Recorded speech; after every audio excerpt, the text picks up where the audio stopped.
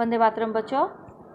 कक्षा 5 हिंदी पाठ 7 डाकिये की कहानी कंवर सिंह की जुबानी। डाकिया यानी पोस्टमैन की कहानी है और कंवर सिंह नाम का एक आदमी है जो अपने मुंह से इस पाठ में कहा है।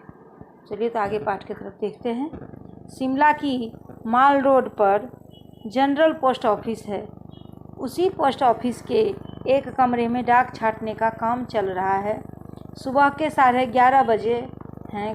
खिड़की से गुनगुनी धूप यानी मैंने मीठा धूप, जिसको जो ज़्यादा ना ठंडा हो ना ज़्यादा गर्म हो, उसको गुनगुनी कहते हैं, छनकर आ रही है। इस धूप का मज़ा लेते हुए 2 पैकर और 3 महिला डाकिया फटाफट डाक छाँटने का काम कर रहे हैं। पैकर का मतलब होता है मैंने पैक जो करता है उसको कहते हैं पैकर। वहीं पर मैंने सरकार से पुरस्कार पाने वाले डाकिया कंवर सिंह जी से बात की। यही बातचीत आगे दी जा रही है। अभी चलिए आगे बढ़ते हैं और ये बातचीत का सिलसिला को हम पढ़ते हैं। आपका शुभ नाम? मेरा नाम कंवर सिंह है। मैं हिमाचल प्रदेश के शिमला ज़िले के नेरवा गांव का निवासी हूँ। मेरी उम्र 45 साल है। आपके परिवार में कौन कौन हैं, उनके बारे में कुछ बतलाइए। अभी उसको पूछ रहे हैं कंवर सिंह कुछ, आपके परिवार में कौन कौन है उसके बारे में पूछ रहे हैं। मेरे 4 बच्चे हैं, 3 लड़कियां और 1 लड़का। 2 लड़कियां की शादी हो चुकी है। मेरा एक बेटा भी था, वह मेरे गांव में एक पहाड़ी से लकड़ियां लाते हुए गिर गया, जिससे उसकी मौत हो गई। अभी ये कंवर सिंह का क्या था, 4 बच्चे थे, जिसमें 3 लड़कियां और 1 लड़का। तीनों लड़कियां की शादी हो चुकी है और लड़का क्या हुआ, लकड़ी लाते समय पहाड़ी से गिर करके मर गया। आपके बेटे के साथ जो हुआ उसका हमें बहुत दुख है। आपके इलाके में इस तरह की घटनाएं क्या अक्सर होती है? अभी कंवर सिंह बोलते हैं, जी ऐसी घटनाओं का होना असाधारण नहीं है। असाधारण ये मैंने कोई नया बात नहीं है। यहाँ हर साल तिरछी ढलानों का ढाकों के घास काटते हुए कई औरतें गिरकर मर जाती। तिरछी ढलान यानी ऊपर से क्या होता है ना, ऊपर से चौड़ा, नीचे आते ढलान नुमा यानी सीढ़ी नुमा जिसको बोलते हैं। वैसे ढांचों में घाट करके औरतें क्या करती, घास काटते काटते गिर जाती है और मर जाती है। फिर भी यहाँ ऐसे ही रास्ते से चलना पड़ता है, क्योंकि दूसरा कोई रास्ते होते ही नहीं। हमारे गांव में अभी तक बस नहीं पहुंच पाती। हिमाचल में हजारों ऐसे गांव हैं जहां पैदल चल के ही पहुंच सकते हैं। देखिए अभी वो रास्ता ढालूनुमा है, उसका कोई विकल्प भी नहीं है, क्योंकि वो कुछ हो ही नहीं सकता। सभी रास्ते ढालूनुमा ही है, जिस कारण वहाँ पर बस नहीं आती है और पैदल चल करके ही सभी वहाँ अपना रास्ता तय करते हैं। नेक्स्ट क्वेश्चन, फिर आपके बच्चे पढ़ने कैसे जाते होंगे? तो कंवर सिंह बोलते, मेरे बच्चे गांव के स्कूल में पढ़ने जाते हैं। स्कूल लगभग 5 किलोमीटर दूर है। मेरी एक लड़की 10वीं तक पढ़ी है, दूसरी 12वीं तक, तीसरी लड़की 12वीं कक्षा में पढ़ रही है। बेटा 10वीं में पढ़ता है। अभी देखिए क्या है, उसके 3 बेटी है, जो कि ये पहली बेटी क्या है 10वीं तक पढ़ी है यानी पढ़ चुकी है, दूसरी 12वीं तक पढ़ चुकी है और तीसरी लड़की जो वो अभी 12वीं में पढ़ रही है और बेटा 10वीं में पढ़ता है। आप जहाँ काम करते हैं वहाँ आपके अलावा और कौन कौन है? क्या आपको डाकिया ही कहकर बुलाते हैं? पहले मैं भारतीय डाक सेवा में ग्रामीण डाक सेवक था, अब मैं पैकर बन गया हूँ, पर हूँ वही नीली वर्दी वाला डाक सेवक। डाक सेवक को क्या करना होता है? मुझे बहुत कुछ करना होता है। चिट्ठियाँ, रजिस्ट्री पत्र, पार्सल, बिल, बूढ़े लोगों की पेंशन आदि छोड़ने गांव-गांव जाता हूँ। कौन जाता है? कंवर सिंह। क्या यह सब अभी भी करना पड़ता है? क्योंकि अब तो सूचना और संदेश देने के बहुत से नए तरीके आ गए हैं। शहरों में भले ही आज संदेश देने के कई साधन आ गए हैं, जैसे फ़ोन, मोबाइल, ईमेल वगैरह, लेकिन गांव में तो आज भी संदेश पहुंचाने का सबसे बड़ा जरिया डाक ही है। इसीलिए गांव में लोग डाकिये का बड़ा आदर और सम्मान करते हैं। अपनी चिट्ठी आदि पाने के लिए डाकिए का इंतज़ार करते हैं। अभी नेक्स्ट क्वेश्चन। हमने सुना है कि हमारी डाक सेवा दुनिया की सबसे बड़ी डाक सेवा है, यह भला कैसे? कंवर सिंह बोलते हैं, सुना तो आपने बिल्कुल ठीक है। हमारे देश की डाक सेवा आज भी दुनिया की सबसे बड़ी डाक सेवा है और सबसे सस्ती भी। केवल 5 रुपये में देश के किसी भी कोने में हम चिट्ठी भेज सकते हैं। हमारी डाक सेवा बड़ी ही नहीं, सस्ती भी है। पोस्ट कार्ड तो केवल 50 पैसे का ही है, यानी 50 पैसे में भी हम देश के हर कोने में अपना संदेश भेज सकते हैं। फिर अगला क्वेश्चन पूछता है, आपको अपनी नौकरी में मज़ा तो बहुत आता होगा? कंवर सिंह बोलते हैं, मुझे अपनी नौकरी बहुत अच्छी लगती है। जब मैं दूर नौकरी करने वाले सिपाही का मनी ऑर्डर लेकर उसके घर पहुंचता हूं, तो उसके बूढ़े माँ बाप का खुशी भरा चेहरा देखते ही बनता है। ऐसे ही जब किसी का रजिस्ट्री पत्र पहुंचाता हूं, जिसमें कभी रिजल्ट, कभी नियुक्ति पत्र होता है। नियुक्ति पत्र यानी जब नौकरी पर लगते हैं ना, उसको नियुक्ति कहते हैं, यानी नियुक्ति पत्र, अपॉइंटमेंट लेटर भी उसको कह सकते हैं।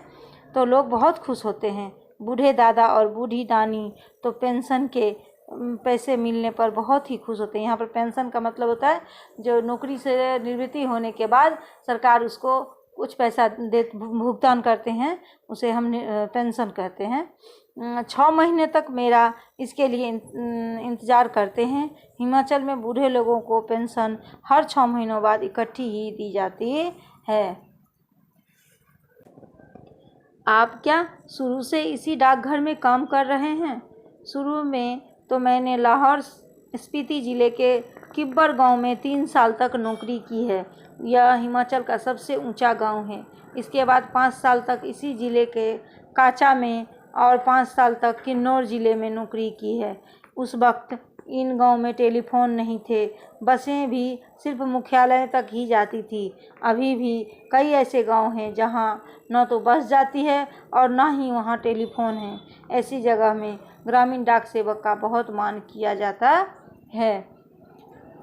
आप पहाड़ी इलाकों में रहते हैं, जाहिर है डाक पहुंचाना आसान काम तो नहीं होगा। हाँ, मुश्किलें तो आती है। जब मैं किन्नौर ज़िले के मुख्यालय रिंगापियो में नौकरी करता था, तो सुबह 6 बजे मेरी ड्यूटी शुरू हो जाती थी। मैं 6 बजे सुबह शिमला जाने वाली बस में डाक का बोरा रखता था। बोरा यानी चिट्ठी से भरा हुआ मैंने एक पैकेट रखता था और रात को 8 बजे शिमला से आने वाली बस से डाक का बोरा उतारता था। यानी जो चिट्ठी देने का होता तो लेके जाते थे और फिर उस गांव से जो मैंने दूसरे जगह के लिए चिट्ठी भेजा जाता वो लेकर के आते थे। पैकर को ये सब काम करने पड़ते हैं। किन्नौर और लाहौर स्पीति हिमाचल प्रदेश का बहुत ठंडे तथा ऊंचे ज़िले हैं। इन ज़िलों में अप्रैल महीने में भी बर्फ़बारी हो जाती है। बर्फ़ में चलते हुए पैरों को ठंड से बचाना पड़ता है, वरना स्नोबाइट्स हो जाते हैं, जिससे पैर नीले पड़ जाते हैं और उनमें गैंग्रीन हो जाती है, जिससे उंगलियां झड़ सकती है। गैंग्रीन एक प्रकार की बीमारी है जो कि अत्यधिक ठंडी के कारण होता है और इसीलिए ये कंवर सिंह बोलते हैं उससे बचाना पड़ता है, नहीं तो उंगली क्या होगा, कट करके गिर जाएंगे। इन जिलों में मुझे एक घर से दूसरे घर तक डाक पहुंचाने के लिए लगभग 26 किलोमीटर रोजाना यानी नित्य दिन डेली प्रतिदिन चलना पड़ता है। हिमाचल में एक गांव से दूसरे गांव की दूरी लगभग 4 या 5 किलोमीटर होती है। हिमाचल के गांव छोटे छोटे होते हैं। एक गांव में बस 8 से 10 या कभी कभी 6-7 घर भी होते हैं, इसीलिए चलना काफ़ी पड़ता है। चलना तो खैर हमारी आदत में ही है, शामिल हो चुका है। ग्रामीण डाकिये की ज़िंदगी में तो चलना ही चलना है। आपने बताया था कि पहले आप डाक सेवक थे, अब पैकर हैं। इसके आगे भी कोई प्रमोशन है क्या? प्रमोशन यानी पदोन्नति। पैकर के बाद डाकिया बन सकते हैं, बस एक इम्तिहान पास करना पड़ता है। अभी तो काम के हिसाब से हमारा वेतन काफ़ी कम रहता है। सारा दिन कुर्सी पर बैठकर काम करने वाले बाबू का वेतन कहीं ज़्यादा होता है। पैकर का वेतन बाबू के जितना ही हो जाता है। अब तो डाकिये की नौकरी में लगना भी बहुत मुश्किल हो चुका। हम में से जितने डाकिये रिटायर हो चुके हैं, उनकी जगह नए डाकियों को नहीं रखा जा रहा है। इससे पुराने डाकियों पर काम का बोझ दिन प्रतिदिन बढ़ता ही जा रहा है। न जाने आने वाला समय कैसा होगा। काम के दौरान कभी कोई बहुत ख़ास बात हुई हो? अभी कंवर सिंह बोलते हैं, एक घटना आपको सुनाता हूँ। अभी कंवर सिंह अपना एक घटना बता रहे हैं। मेरा तबादला यानी ट्रांसफ़र, एक जगह से दूसरी जगह उनको नौकरी पर रखा गया। शिमला के जनरल पोस्ट ऑफिस में हो गया था। हाँ, मुझे रात के समय रेस्ट हाउस माने यहाँ पर रात में जहाँ पर रुकते हैं उसे रेस्ट हाउस कहते हैं, पोस्ट ऑफिस चौकीदारी का काम दिया गया था। यह 1998 की बात है। 29 जनवरी की रात लगभग 10:30 बजे का समय था। बाहर से किसी ने पोस्ट ऑफिस का दरवाज़ा खटखटाया यानी नॉक किया। मैंने पूछा, कौन है? जब आया, दरवाज़ा खोलो, तुमसे बात करनी है। मैंने दरवाज़ा खोला तो अचानक 5-6 लोग अंदर घुसे और मुझे पीटना शुरू कर दिया। मैंने पूछा, क्यों पीट रहे हैं? तो उन्होंने कोई जवाब नहीं दिया। सारे ऑफिस की लाइटें बंद कर दी। इससे पहले कि मैं कुछ समझ पाता, मेरे सिर पर किसी भारी चीज़ से कई बार मारा, जिससे मेरा सिर फट गया। मैं लगातार चिल्लाता रहा। उसके बाद मैं बेहोश हो गया और मुझे कुछ भी पता न चला। अगले दिन जब मुझे होश आया तो मैं शिमला के इंदिरा गांधी मेडिकल कॉलेज के अस्पताल में दाखिल था। सिर में भयंकर दर्द हो रहा था। उन दिनों मेरा 17 साल का बेटा मेरे साथ ही रहता था। उसी से पता चला कि मेरे चिल्लाने की आवाज़ सुनकर लड़का और ऑफिस के दूसरे लोग जो नज़दीक ही रहते थे, दरवाजे के शीशे तोड़कर अंदर आए और मुझे अस्पताल पहुंचाया। मेरे सिर पर कई टाँके यानी जब मैंने फटने के बाद डॉक्टर उसे सील देते हैं ताकि वो चमड़ा फिर से जुड़ जाता है, तो उसे टाँके कहते हैं। इसके वजह से आज भी मेरी आँख से दिखाई नहीं देता। क्या हुआ होगा, जब आँख मैंने सर फूटने के कारण बहुत ज़्यादा खून निकला होगा, जिससे उनकी आँखें डैमेज हो गई और उनके एक आँख से अभी भी दिखाई नहीं देता है। सरकार ने मुझे जान पर खेलकर डाक की चीज़ें बचाने के लिए बेस्ट पोस्टमैन का इनाम दिया। यह इनाम 2004 में मिला। इस इनाम में 500 रुपया और प्रशस्ति पत्र दिया जाता है।